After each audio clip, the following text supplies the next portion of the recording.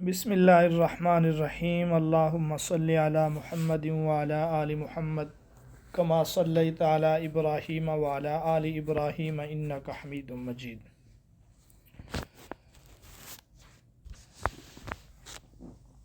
امید ہے کہ آپ تمام حضرات خیر و عافیت سے ہوں گے۔ سب سے پہلے آپ تمام لوگوں کو دلی طور پہ مبارکباد کہ آپ لوگوں نے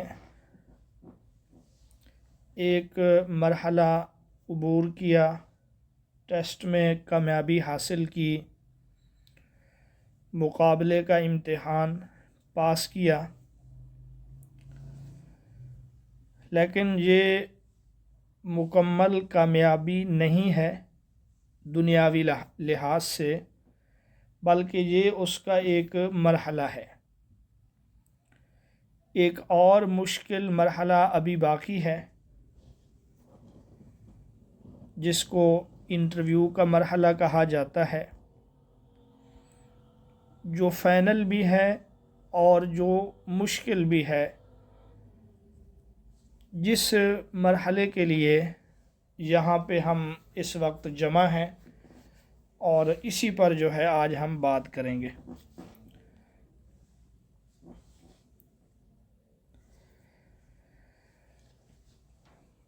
دیکھیں، کسی بھی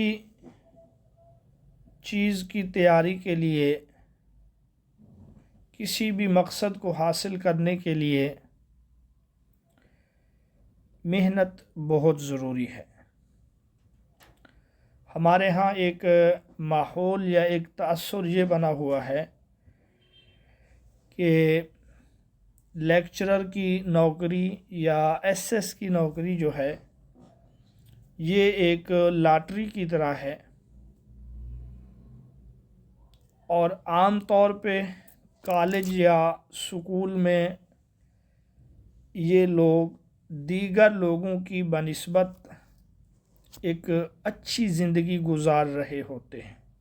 اوورآل مجموعی طور پہ انفرادی ایک موازنہ نہیں ہے،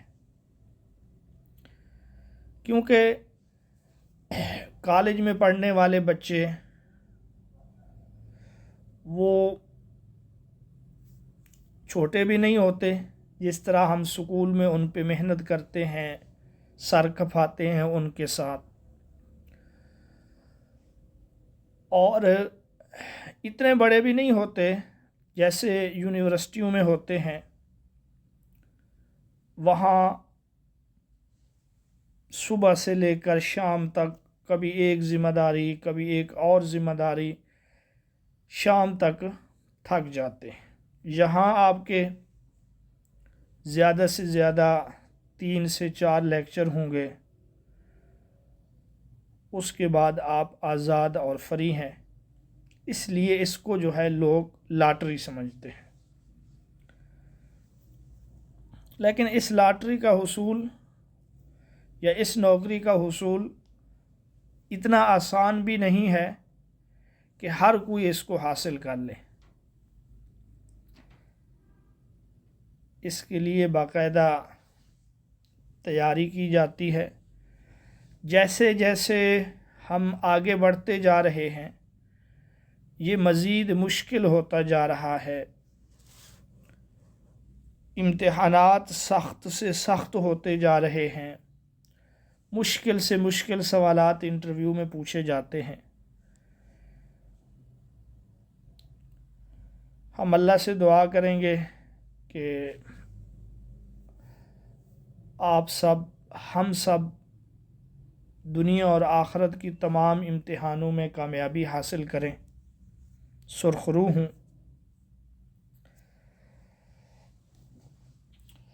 اب ہم اصل جو ہمارا موضوع ہے اسی کو دیکھ لیتے ہیں۔ یہ یاد رکھیں کہ انٹرویو کس چیز کو کہتے ہیں یا اس میں کیا دیکھا جاتا ہے، انہیں ہم سے مطلوب کیا ہے۔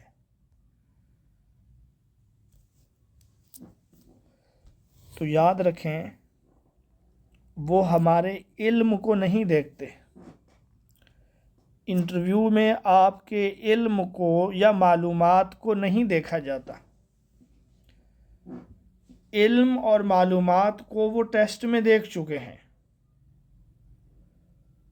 یقیناً جتنے لوگ بھی آگے انٹرویو کے لیے کوالیفائی کر چکے ہیں وہ سب صاحب علم ہیں، وہ عالم ہیں۔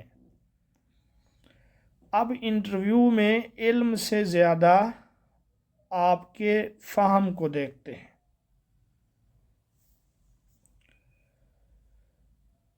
وہاں آپ سے اگرچہ پہلا سوال یہ پوچھا جاتا ہے کہ آپ نے کتنا پڑھا، آپ کی تعلیم کیا ہے، لیکن یہ سوال پوچھنے کا مطلب ان کا یہ ہوتا ہے کہ آپ کیسے ان کو بتاتے ہیں، آپ کے بتانے کا انداز کیسا ہے، آپ کا لب و لہجہ کیسا ہے، آپ نے جو پڑھا سیکھا اس میں اعتدال ہے، اس میں شدت ہے، آپ بطور ایک معلم اور ایک ٹیچر اور ایک استاد کے کیسے نظر آتے ہیں۔ انٹرویو میں اس چیز کو دیکھا جاتا ہے۔ وہاں یہ دیکھا جاتا ہے کہ آپ معاشرے کے بارے میں کتنے باشعور ہیں، معاشرے کے لیے اور جس چیز کے لیے آپ کو منتخب کرنا چاہ رہے ہیں اس کے لیے آپ کس حد تک مفید ہو سکتے ہیں، اس چیز کو دیکھا جاتا ہے۔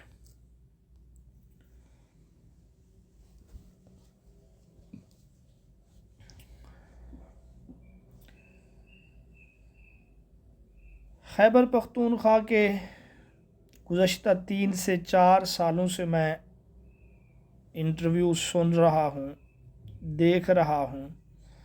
بہت سارے لوگ ہمارے پاس تیاری کرتے رہے، کر بھی رہے ہیں، اور بھی کافی سارے لوگ ہیں جو تیاری کرواتے ہیں، لیکن وہ اکثر ناکام کیوں ہو جاتے ہیں؟ وہ کیوں مار کھا جاتے ہیں؟ اس کی وجہ کیا ہے؟ آپ نے آس پاس میں ایسے لوگ دیکھے ہوں گے جو جواب غلط دے دیتے ہیں، یا آپ ان سے کوئی سوال پوچھتے ہیں یا آپ کے ساتھ رہ کر انہوں نے تیاری کی ہے، آپ کو ان کے نالج کا پتہ ہوتا ہے، وہ پھر بھی سلیکٹ ہو جاتے ہیں۔ آخر اس کی کیا وجہ ہے؟ کہاں پہ ہم وہ غلطی کر رہے ہیں جس کی وجہ سے ہم بار بار ناکام ہو رہے ہیں؟ آپ لوگوں کے مزاج کو سامنے رکھتے ہوئے جس نتیجے پہ میں پہنچا ہوں،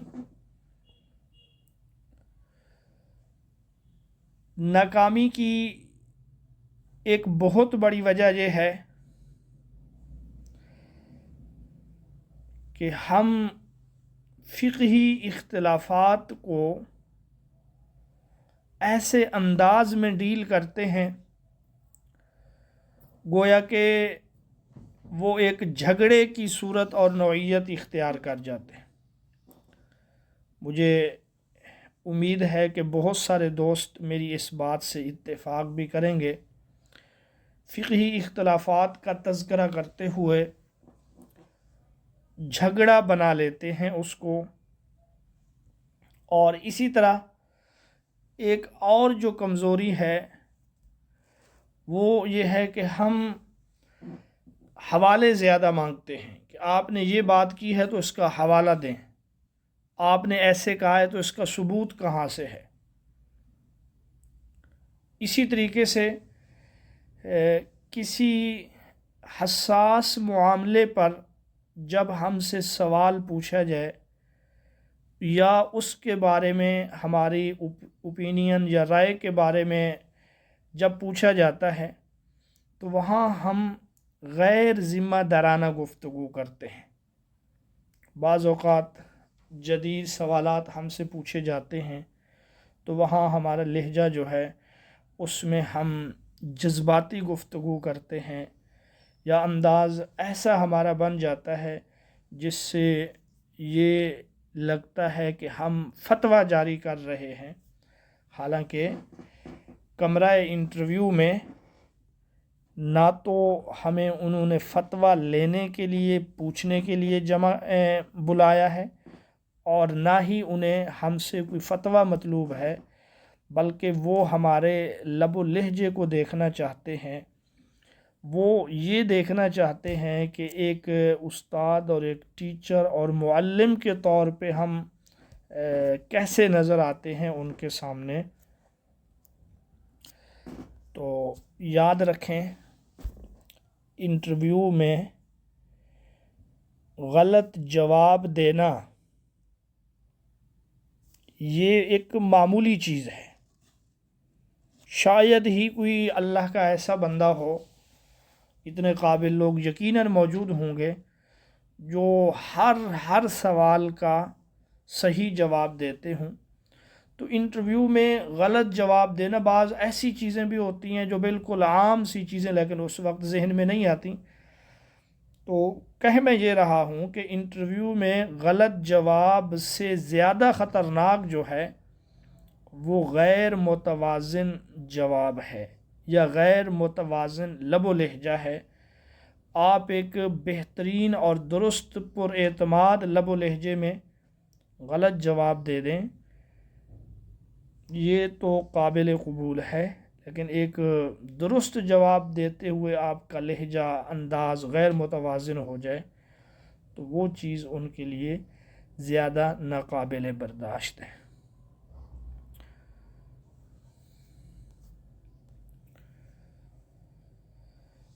اسی طرح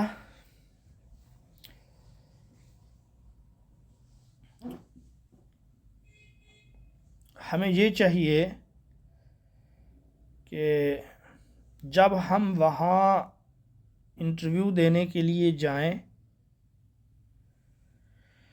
تو ہمارے اندر قرآن و سنت کا فہم موجود ہو، سمجھ موجود ہو، اور ہماری سوچ جذباتیت سے، فرقہ واریت سے بلند اور بالا ہو، اور کوئی بھی مشکل سوال ہمارے سامنے آئے تو بجائے گھبرانے کے محتاط انداز میں ہم اس کا جواب دیں، کیونکہ آپ استاد بننے جا رہے ہیں، آپ عالم تو پہلے سے ہیں، آپ ڈگری ہولڈر پہلے سے ہیں، اب وہ آپ کو سلیکٹ کر رہے ہیں استاد کے طور پہ، تو آپ وہاں جا کے بچوں کو ایک راستہ دیں گے، ایک سمت دیں گے، تو اب آپ کا انداز بھی وہاں پہ ایسا ہو جس سے لگے کہ واقعی آپ استاد بننے کے لائق ہیں۔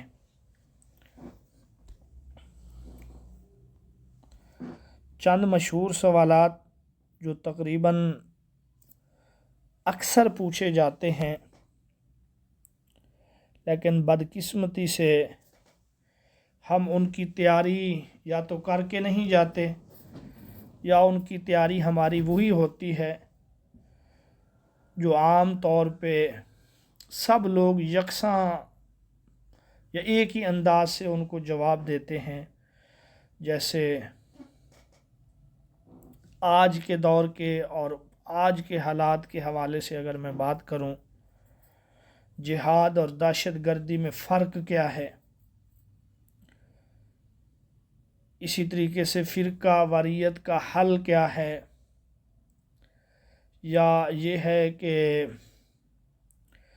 موجودہ معاشی مسائل کا کیا حل ہے، تو ہم کیا کرتے ہیں یہاں پہ جو کتاب میں لکھا ہوتا ہے ہم وہی بتانے لگ جاتے ہیں۔ ہم کیا سمجھتے ہیں ان کو اس کا پتہ نہیں ہوتا، وہ ہم سے وہ یہ پوچھنا چاہتے ہیں کہ ہم ان کے سامنے حل رکھیں گے، حالانکہ ان کو ہم سے زیادہ پتہ ہوتا ہے۔ وہ صرف اور صرف ہمارے اعتماد کو، ہمارے انداز کو دیکھنا چاہتے ہیں، اور یہ دیکھنا چاہتے ہیں کہ واقعی ان مسائل کو ہم مسائل سمجھتے بھی ہیں۔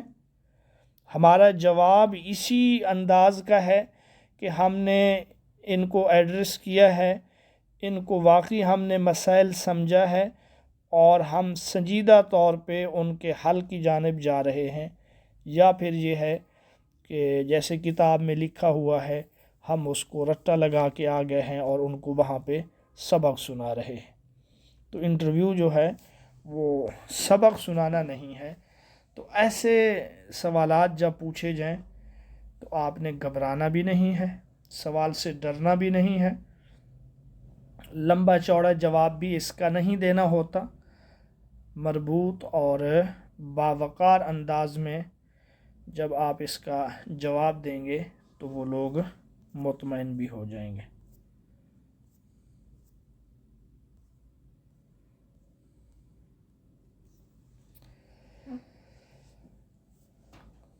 تو کہنے کا میرا مطلب یہ ہے کہ انٹرویو میں وہ ہمارے بارے میں جو دیکھتے ہیں یا جس مقصد کے لیے وہ بیٹھے ہوتے ہیں وہ یہ ہے کہ وہ یہ جاننا چاہتے ہیں کہ ہم کیا سوچتے ہیں، ہماری سوچ کیا ہے، ہم اس سوچ کو ان کے سامنے ظاہر کیسے کرتے ہیں، یعنی دوسرے لفظوں میں ہم یہ کہیں کہ ہم بولتے کیسے ہیں، اور اسی کو ہم یہ بھی کہہ سکتے ہیں کہ ہم خود کو کس طرح ان کے سامنے پیش کرتے ہیں۔ تو انٹرویو جو ہے وہ آپ کے یادداشت کا امتحان نہیں ہے۔ آپ میں سے خیبر پختونخوا کے اکثر دوست ابھی اسی انٹرویو یادداشت کا امتحان نہیں ہے، اس پر میں بات کرنے لگا ہوں۔ آپ میں سے اکثر دوست جو ہے وہ سیرت کا زیادہ مطالعہ کرتے ہیں، اور سیرت میں صرف اور صرف الرحیق المختوم کو پڑھتے ہیں۔ بہت زیادہ دوست اس کو پڑھتے ہیں، کچھ دوستوں کو تو یہ ازبر بھی ہے، لیکن جب انٹرویو میں جاتے ہیں ناکام ہو جاتے ہیں، کیونکہ الرحیق المختوم سے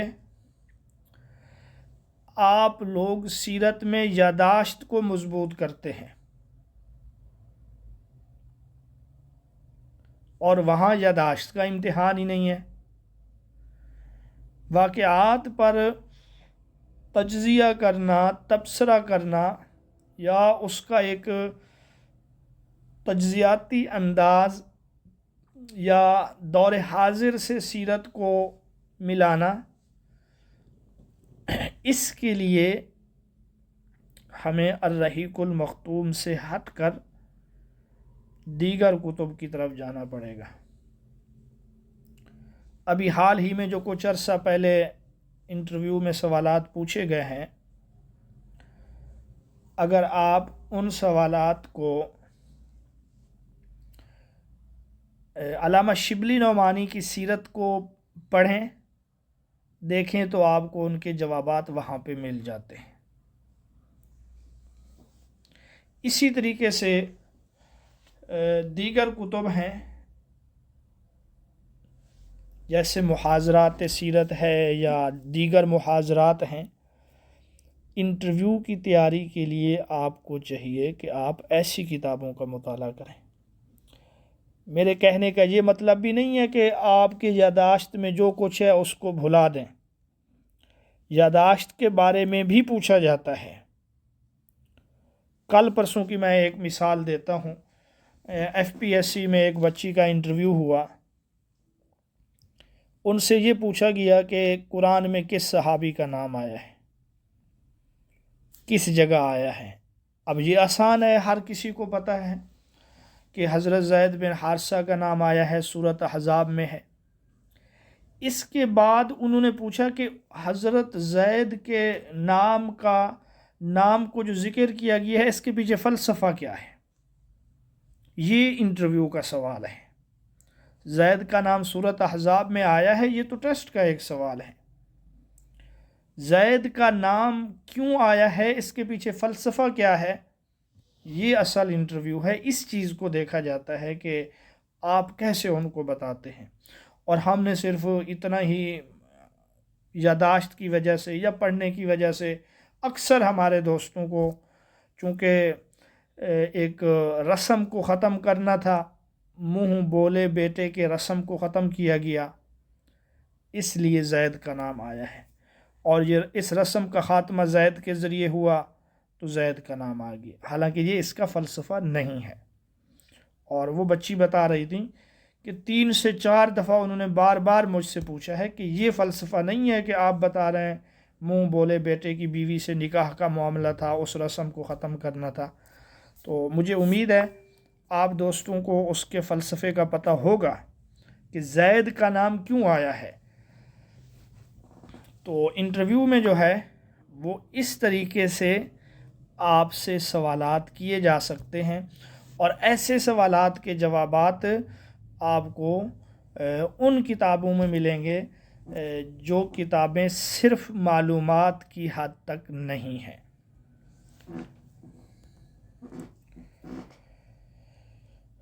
انٹرویو کی تیاری شروع کب کریں؟ اصولی طور پہ تو اب بہت وقت گزر چکا ہے۔ ہم جو ہے جب اپلائی کرنے لگتے ہیں، ہمارا ایک عمومی مزاج بن چکا ہے، ہر طرف سے، ادھر سے بھی ہماری طرف سے بھی، کہ جب سیٹیں اناؤنس ہوتی ہیں ہمیں یقین نہیں آتا، اپلائی کرنے کے بعد ہم خاموش ہو جاتے ہیں، بعض اوقات ادارہ بھی بالکل گم ہو جاتا ہے، جیسے ابھی ہوا ہے۔ پنجاب میں تو ایسے نہیں ہوتا، خیر۔ جب وہ 2 سے 4 دن باقی رہ جاتے ہیں تب ہم تیاری شروع کرتے ہیں۔ نتیجہ یہ ہوتا ہے کہ اکثر دوست جو ہیں وہ فیل ہو جاتے ہیں۔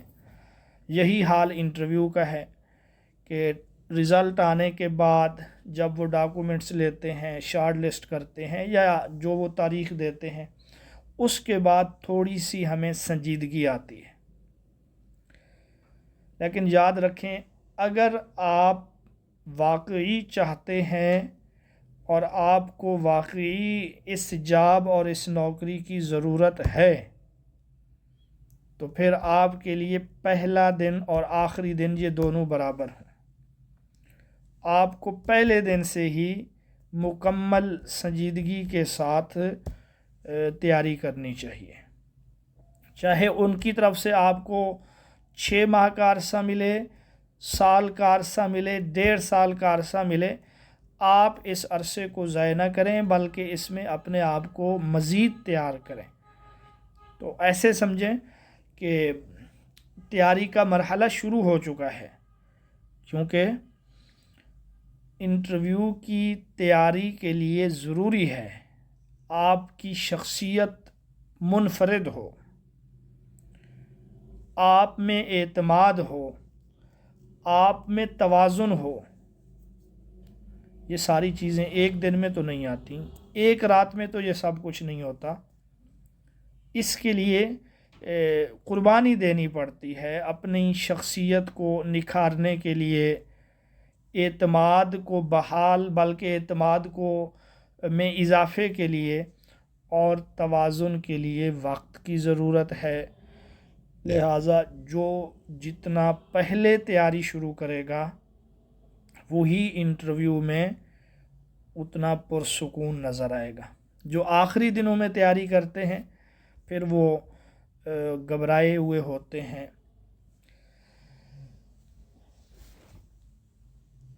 اب یہ ہے کہ ہم تیاری کریں کیسے؟ آج سے ہم نے ارادہ تو کر لیا، تو اب ہم تیاری کیسے کریں؟ تو یاد رکھیں کہ اب آپ نے سوچنا یہ ہے کہ آپ ایک استاد بن چکے ہیں۔ ایک استاد خود کو سمجھ کر، معلم سمجھ کر اپنے آپ کو آج سے سوچنا شروع کریں، اور پھر دیکھیں کہ استاد ہوتے ہوئے اب آپ کیسے بول رہے ہیں؟ کیا واقعی آپ کا بولنا، آپ کا لب و لہجہ وہ ایک معلم اور استاد جیسا ہے یا نہیں؟ کیا اب آپ اختلاف برداشت کر رہے ہیں یا نہیں؟ اب آپ بچوں پر غصہ کر رہے ہیں، چلا رہے ہیں، یا بچوں کی بات کو برداشت کر رہے ہیں، ذمہ دارانہ گفتگو کر رہے ہیں یا نہیں؟ یہ سوچ کر جو ہے آپ آج سے تیاری شروع کریں، کیونکہ جس چیز کو آپ سوچتے ہیں اللہ پاک اسی سوچ کے مطابق ہمارے لیے راستے ہموار کر دیتا ہے، اسی سوچ کو ہمارے لیے آسان کر دیتا ہے۔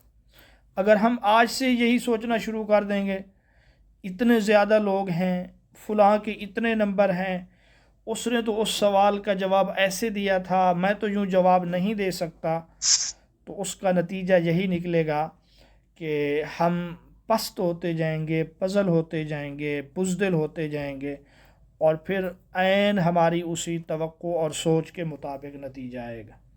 اسی لیے آج سے جو ہے آپ یوں سمجھیں کہ آپ استاد بن گئے ہیں۔ یہاں ہمارے پاس ایک بچہ پڑھتا تھا، وہ 8ویں کلاس سے اپنے نام کے ساتھ ڈاکٹر لکھتا تھا، تو ابھی اس نے انٹری ٹیسٹ جو MCAT کے ٹیسٹ ہوتے ہیں، پہلی دفعہ ہی اس نے ٹیسٹ دیا اور اللہ نے اس کو کامیاب کر دیا، ابھی اس کا داخلہ بھی ہو گیا۔ کہنے کا مطلب یہ ہے کہ جو ہم سوچتے ہیں اسی سوچ کے مطابق یہ سارا کچھ ہوتا ہے۔ جس دن میرا انٹرویو ہوا تھا 8 نومبر 2021 کو، 21 لوگوں کا انٹرویو ہوا اور میرا آخری نمبر تھا، اور پہلے سے جیسے ماحول بنا ہوا تھا یا دوستوں کے انٹرویو ہو رہے تھے، آپ کے پاس بھی یقیناً آپ نے بھی پہلے انٹرویو دیے ہوں گے، تو ہمارا ایک تاثر یہ بن جاتا ہے کہ آخر تک جو ہے وہ لوگ تھک جاتے ہیں، لہٰذا وہ بس پہلے ان کو اپنے بندے اس دن انہیں جتنے سلیکٹ کرنے ہوتے ہیں وہ کر لیتے ہیں، بس آخر میں تھک جاتے ہیں، وہ کسی سے 2 منٹ کسی سے 4 منٹ انٹرویو لے کر ان کو چلتا کر دیتے، اور ایسے ہمارے دوستوں کے ساتھ ہوا بھی ہے۔ لیکن یقین کریں آخری نمبر تھا، میں نے اللہ سے یہ دعا کی کہ میں آخر میں جاؤں، اور جانا بھی میں نے آخر میں ہے، تو پہلے سے جو ان کا ایک تاثر بنا ہوا ہے میں اس تاثر کو زائل کر دوں۔ تو اس کا نتیجہ یہ نکلا، ہم اب یہ نہیں کہہ سکتا کہ جی میں قابل تھا باقی ایسے تھے، پہلے میں نے شروع میں یہ بات کی ہے، جتنے لوگ بھی ٹیسٹ پاس کر کے کوالیفائی کر چکے ہیں وہ سب عالم ہیں، وہ سب قابل ہیں۔ اب وہ آپ کے علم کو چیک نہیں کریں گے، معلومات کو چیک نہیں کریں گے، بلکہ وہ یہ دیکھیں گے آپ اس علم کو کیسے آگے وہ کرتے۔ تو 8 نومبر کو ملتان سینٹر سے صرف ہم 2 لوگ سلیکٹ ہوئے تھے، ایک کا 19واں نمبر تھا اور میرا 21واں نمبر تھا۔ تو ابھی سے اگر ہم یہی سوچنے لگیں گے اپنے آپ کو ایک ٹیچر کے طور پہ، ایک استاد کے طور پہ، اور اسی کے مطابق ہم اپنا موازنہ اور محاسبہ کریں گے، تو مجھے امید ہے جس دن آپ انٹرویو دینے کے لیے جائیں گے تو آپ ان کے سامنے ایک استاد کی حیثیت سے بیٹھے ہوں گے۔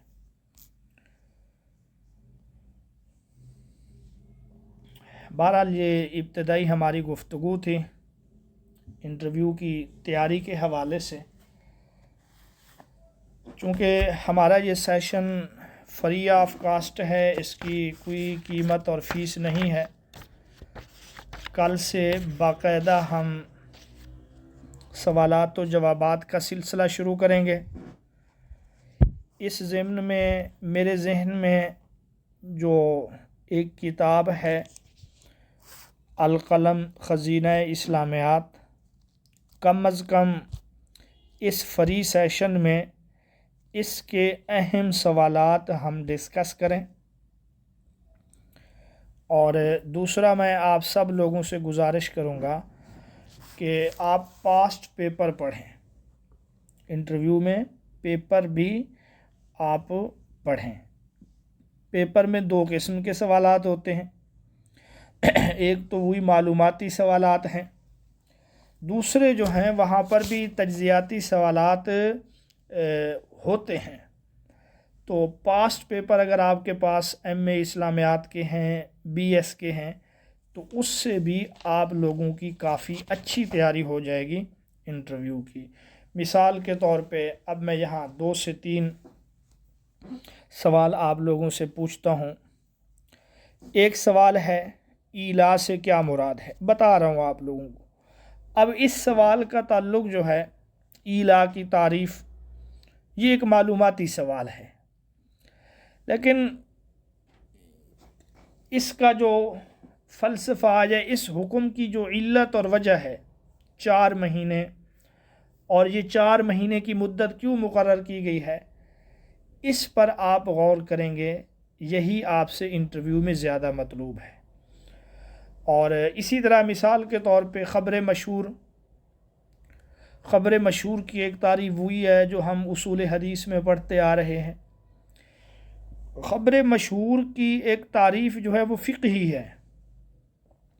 فقہ میں خبر مشہور کسے کہتے ہیں، اس کے لیے آپ فقہ کی کتاب کا مطالعہ کریں گے، دور صحابہ کو، دور تابعین کو دیکھیں گے، تو تب جا کے آپ جو ہے خبر مشہور کی فقہی تعریف کو پہچان سکیں گے۔ اسی طرح سوالات میں سے ایک سوال جو ہے تفسیر و تعویل میں فرق کیا ہے، یا تفسیر کسے کہتے ہیں، تعویل کسے کہتے ہیں۔ آپ نے ٹیسٹ میں بھی انہی سوالات کو پڑھا ہے، انٹرویو میں بھی کئی جگہوں پر آپ سے یہ پوچھا جاتا ہے، لیکن انٹرویو میں اس سے آگے بڑھ کر اس اسلوب کی نمائندہ کتب کے بارے میں بھی پوچھا جا سکتا ہے۔ آپ سے یہ بھی پوچھا جا سکتا ہے کہ کوئی مثال دیں۔ مثلا ہم نے تفسیر بالماسور کی تعریف تو پڑھی ہے کہ اس میں جو ہے اس کے 4 ماخذ ہیں، قرآن، حدیث، اقوال صحابہ۔ اب انٹرویو میں آپ یہ توقع رکھیں کہ آپ سے یہ نہیں پوچھیں کہ تیسرا ماخذ کون سا ہے، بلکہ آپ کو وہ کہیں گے کہ تیسرے ماخذ کی کوئی مثال دیں، کسی صحابی نے کسی آیت کی تفسیر کی ہو وغیرہ۔ تعلیمی ادارے اسلام کی اشاعت میں کیا کردار ادا کر سکتے ہیں؟ اب یہ سوال معلوماتی نہیں ہے، بلکہ اس پہ آپ اپنی رائے ان کے سامنے رکھیں گے، اپنے خیالات کا اظہار کریں گے کہ ان اداروں کے ذریعے اشاعت اسلام کیسے ممکن ہے۔ اسی طرح اور بھی کافی سارے سوالات ہیں جن کو آگے انشاءاللہ ہم دیکھیں گے۔ یہ جو سوال میں نے بتائے ہیں یہ پاسٹ پیپرز کے سوالات ہیں، MA اسلامیات اور دیگر ان کے۔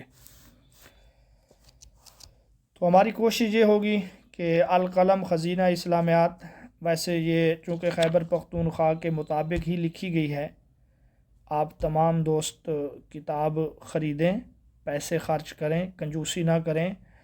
میرا خیال اور نظریہ یہ ہے، بلکہ ہر ایک سمجھدار کا ہے، کہ کچھ پانے کے لیے بہت کچھ کھونا پڑتا ہے، تو اس چیز کی فکر نہ کریں۔ 1000-2000 لگتے ہیں تو وہ لگائیں، کتاب منگوا کے الماری میں نہ رکھیں۔